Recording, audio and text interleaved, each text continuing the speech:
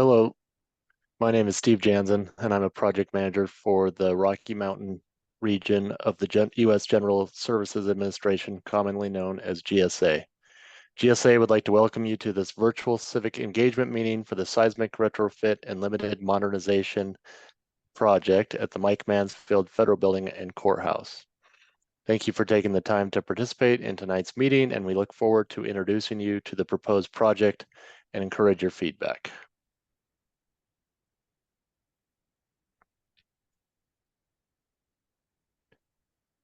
Tonight's meeting will include a presentation by GSA, followed by a question and answer session or Q&A.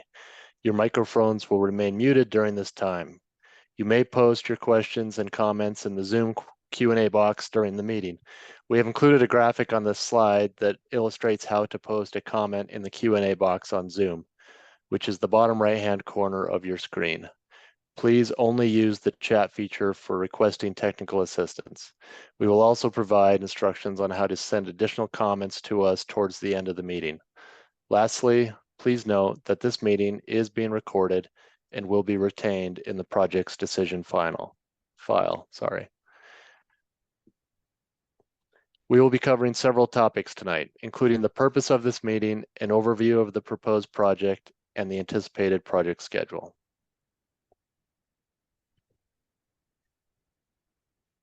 As previously mentioned, my name is Steve Jansen, and I'm managing this proposed project for GSA.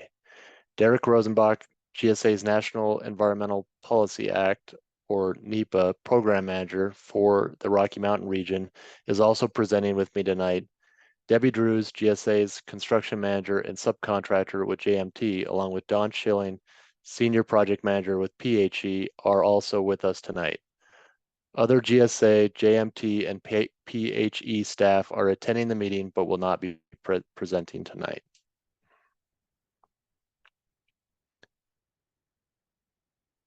GSA is conducting this meeting to introduce the public to the proposed project. We will review the preliminary purpose and need for the project, anticipated improvements, and will discuss preliminary efforts related to the property ownership, contamination concerns, and other public concerns related to the potential use of the original mine site in coordination that will be required to comply with Section 106 of the National Historic Preservation Act. The Mike Mansfield Building is a historic resource listed on the National Register of Historic Places. The building is located within and is a contributing element to the Butte Anaconda Historic District. The proposed project could include a portion of the original mine site, which has not yet been evaluated for eligibility for the National Register of Historic Places. However, GSA is treating the site as eligible for the National Register. I'll now briefly turn the presentation over to Derek, our Regional NEPA Program Manager, to discuss a few compliance activities associated with the project. Thank you, Steve. All GSA projects go through a National Environmental Policy Act review. NEPA, as it's commonly referred to, is a procedural law intended to ensure federal agencies consider the environmental impacts of their actions or projects in the decision-making process. There are three general phases to NEPA planning. First, the development of a proposal, essentially where we are now. Second, an environmental analysis. And third, project implementation. Each of these phases often include public and stakeholder involvement. Furthermore, compliance activities under Section 106 of the National Historic Preservation Act are being conducted concurrently with NEPA for this project. Therefore, GSA must also identify any historic or cultural resources the project could potentially affect and determine how the project can mitigate or avoid any adverse effects to those resources. As Steve mentioned earlier, the Mike Mansfield Federal Building and Courthouse is a resource listed on the National Register of Historic Places. As shown on this slide, NEPA requires a determination as to what level of analysis is applicable to a project. The simplest NEPA analysis is a categorical exclusion, which is used for projects that do not individually or cumulatively have a significant effect on the environment. Next, there's an environmental assessment. Generally, the primary purpose of an environmental assessment is to help federal agencies determine whether to prepare an environmental impact statement. However, agencies also use environmental assessments for projects that have minor to moderate levels of environmental impact. Lastly, an environmental impact statement is typically used for projects that are likely to have a significant impact. For this project at the Mike Mansfield building, the appropriate NEPA analysis will be identified based on your input, as well as feedback from other agencies and key stakeholders. We are currently in the planning phase of the proposed project. If GSA conducts an analysis such as an environmental assessment based on your feedback, then the first phase of NEPA would be public scoping. Scoping refers to the involvement of any interested individuals and key stakeholders early in the NEPA planning process to identify potential issues that could be associated with the project. These issues include, but are not limited to, resources that should be analyzed, potential alternatives to the project, and sources of data that should be considered in an environmental analysis. The public scoping period for the proposed project may be held in November of this year. At that time, GSA and the project team will likely move forward with the development of the NEPA document. I'll turn the presentation back over to Steve, GSA's project manager, to discuss more details on the project. Steve? All right, thank you, Derek. As mentioned previously, this project is primarily a seismic retrofit and limited modernization of the Mike Mansfield Federal Building, shown in the solid yellow outline on this map. The project could also include a geothermal heat pump system that would utilize a small portion of the original mine within the area shown in the dashed yellow line on this map.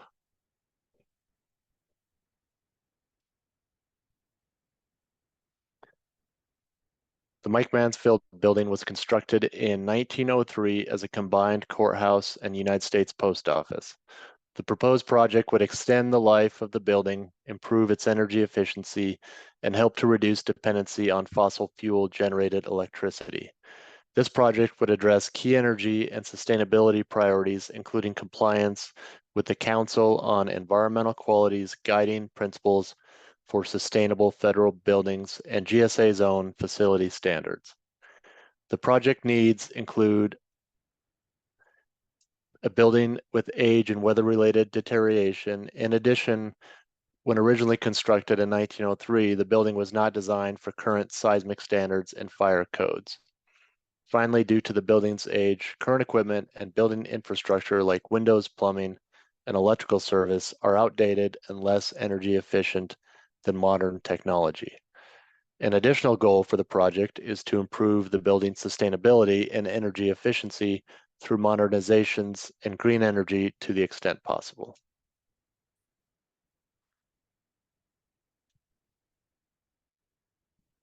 GSA has conducted a 100% program development study for a comprehensive package of improvements that may be included in the proposed project. Potential improvements include building upgrades that improve energy efficiency, strengthen the building's resistance to weather and seismic-related concerns, address accessibility issues under the Architectural Barriers Act accessibility standard, restore some historic interior and exterior areas, replace the roof, and extend the fire sprinkler system. In addition, low-profile solar photovoltaic, or solar PV for short, panels will be installed on the roof. The project may include an optional geothermal heat pump system using the existing shaft at the original mine. The geothermal system may be included based on the results of planning-related studies, considering hazardous waste, cultural resource concerns, right-of-way considerations, and public input.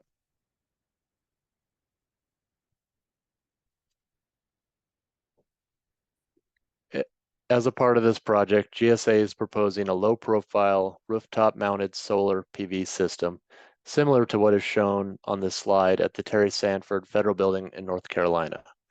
Additional information on how these systems work and may look are available through the links on this slide, which we will provide to the attendees after the meeting. Details on the proposed system at the Mansfield Federal Building Courthouse follow on the next slide.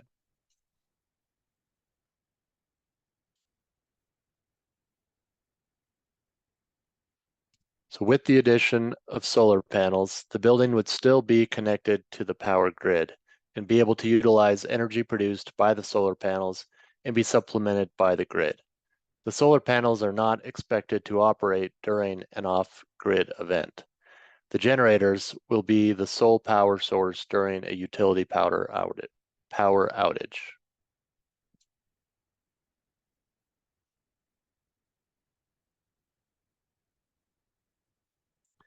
Buttes Past and the presence of myriads below-grade mine shafts and tunnels offer a unique opportunity for a geothermal heat pump system, which uses the warmth of the mine water for heating in winter and cooling in the summer.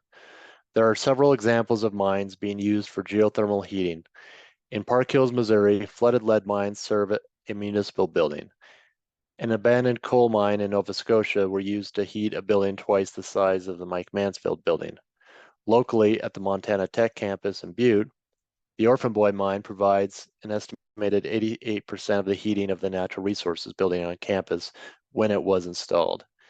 Similar to what would be proposed for the Mansfield building, the Montana Tech system is a closed loop system, which means no mine water enters the system or the building.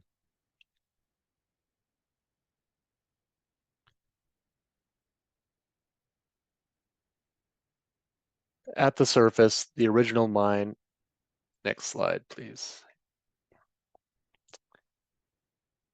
At the surface, the original mine is owned by Butte-Silverbow County and is a public park. Butte-Silverbow owns the land surrounding the head frame down to the parking lot across the street from the Mike Mansfield building. Although the land is owned by Butte-Silverbow, everything below the surface is owned by others. The Montana Folk Festival is held at the original mine every year, which attracts thousands of festival goers. The site is also used for local sporting events, like the youth basketball tournament shown in the photos on this slide. GSA is aware of the importance of the original mine yard to the community and would work with the city and the county to develop a construction schedule that accommodates planned activities to the extent best possible.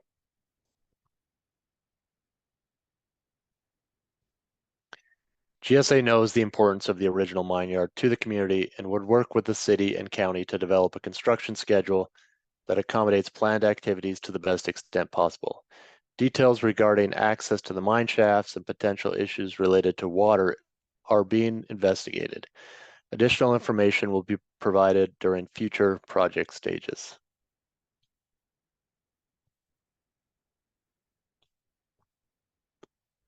As mentioned previously, the additional information will be provided to the SHPO regarding potential visual impacts from the rooftop-mounted solar panels and other repairs to the building.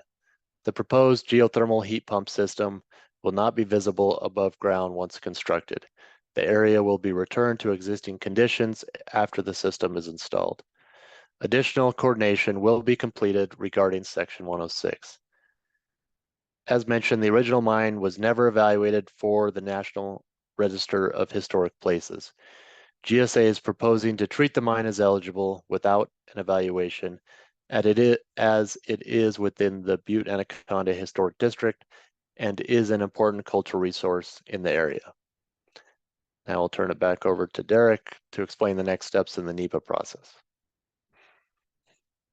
So this early planning phase of the project aims to better define the purpose and need, gather a better understanding of potential environmental concerns, including historic contamination at the original mine, cultural and archaeological resources, and property ownership. It also aims to refine what proposed improvements could be included in the project. Once your comments are gathered during this meeting and by email and considered in the development of the project, GSA will likely hold a public scoping meeting in November. During that meeting, more details will be provided on the project, including the proposed alternatives that could be evaluated in a NEPA document, the type of NEPA document that will be prepared for the project, and a more detailed schedule on activities that will occur during the NEPA phase. An anticipated construction time will also be provided at that time.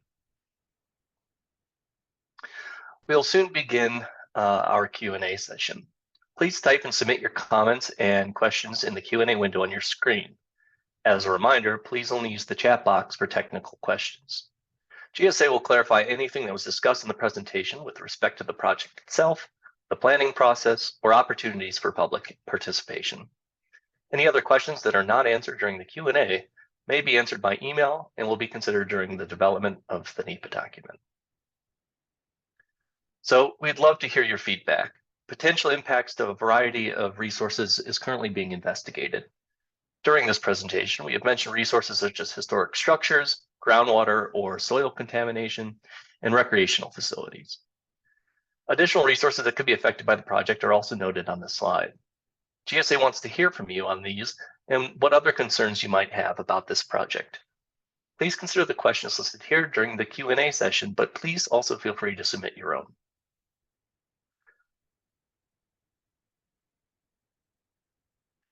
If you would like to provide us with written comments, you may email them to GSA at the address listed here. We ask that you include the subject line Mansfield Seismic Project. Written comments must be received electronically by August 31st, 2024. Please note that all public comments received on the project will be included in the decision file. And a copy of tonight's presentation will also be posted to the link provided in the chat box.